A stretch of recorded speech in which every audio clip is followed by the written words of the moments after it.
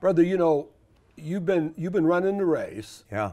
And God's brought you a long way. Yes. Supernatural testimony. Amen. Amen. So I want to hear a little bit about that because there's somebody watching that is stuck. Don, you know, years ago I came to the Pittsburgh Steelers. I was a Muslim.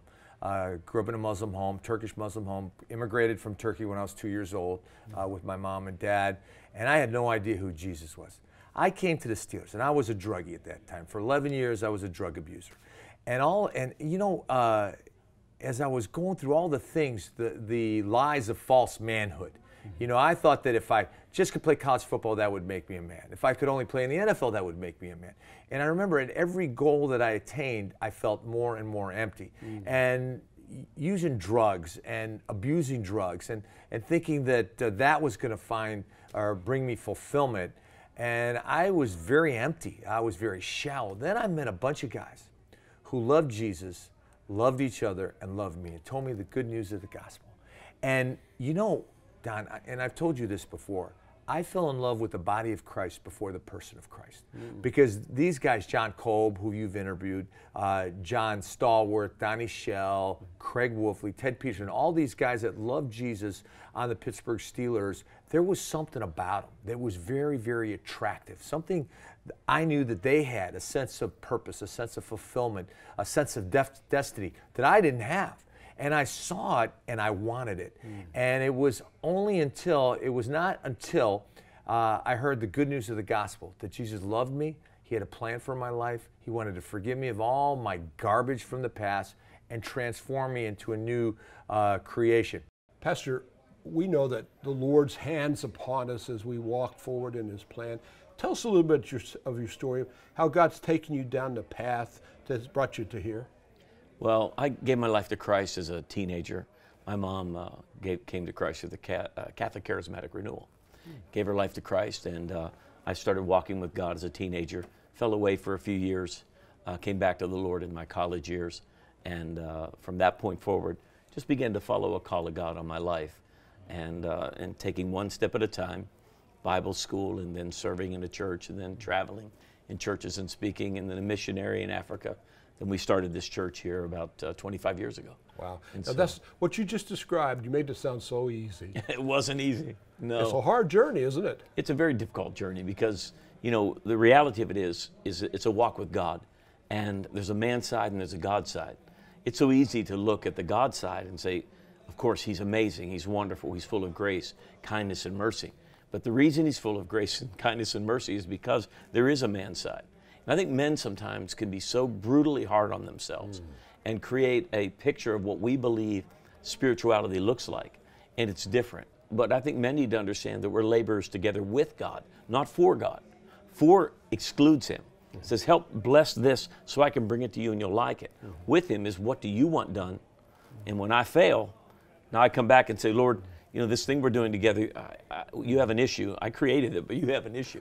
Pastor, we are vessels that God uses. He moves in us and through us, and he takes us forward. Tell us a little bit about your journey and how you've seen God open doors that you couldn't have opened yourself. Well, when I was 19, I said I'd never darken a church door. I had been raised by a family that vividly displayed the Spirit-filled life, but I had accepted the devil's lie that following Jesus meant the end of all fun and joy in life, and you just hung around churches and tried to not act too bored. And so I said, I don't want anything to do with it. Fortunately, God wasn't put off by that. And I came to Christ at age 20. I was studying to be a jazz musician at Duquesne University. And God clearly called me to ministry. And that began a pursuit of preparation for that. And then after my first church 35 years ago, God called me to the inner city, to a church that everybody had given up hope on because it was in the north side and it just had a little hunk of property on the corner, and the neighborhood was rough, and friends said, you're crazy to go there, it'll be the end of you. But I knew God had called me. And I think one of the keys to pressing forward after you start in the kingdom is to know what God's call on your life is. to know that it's God's call. That means you don't want to negotiate with it, and you don't want to compromise with it, because God always takes the best route. So if you negotiate with God, you're negotiating for something less. If you compromise, you're saying, I want to settle for something less.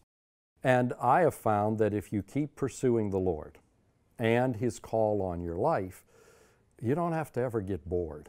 Some of you look at your life and they'll go, hey, this guy's got it all together.